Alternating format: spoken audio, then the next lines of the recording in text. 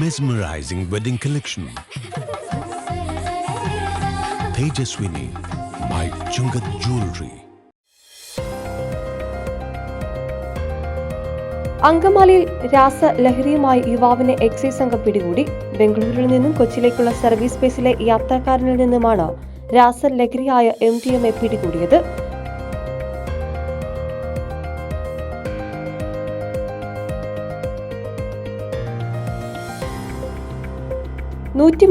gram MDMA ഇയാളുടെ ബാഗിൽ നിന്നും ഉദ്യോഗസ്ഥർ കണ്ടെടുത്തു.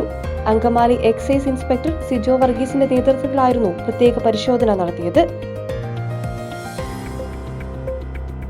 ഇൻഫർമേഷൻ ഉണ്ടായിരുന്നു.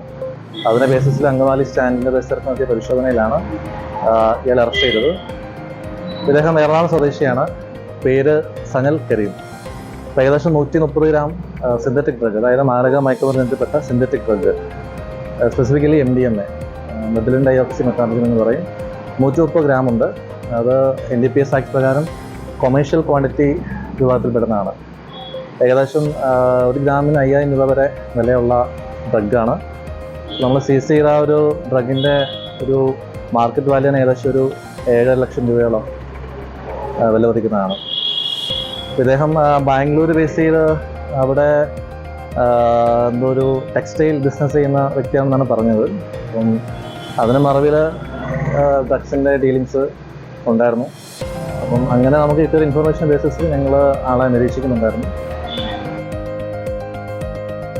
കലൂർ സ്വദേശിയായ സഹൽ കരീമാണ് മയക്കുമരുന്നുമായി എക്സൈസ് പിടിയിലായത്. ബാംഗ്ലൂരിൽ വസ്ത്രവ്യാപാരം നടത്തുന്ന ഇയാളെ ലഹരിക്കടത്തുമായി ബന്ധപ്പെട്ട് കൂടുതൽ ചോദ്യം ചെയ്യാൻ ഒരുങ്ങുകയാണ് എക്സൈസ് ഉദ്യോഗസ്ഥർ.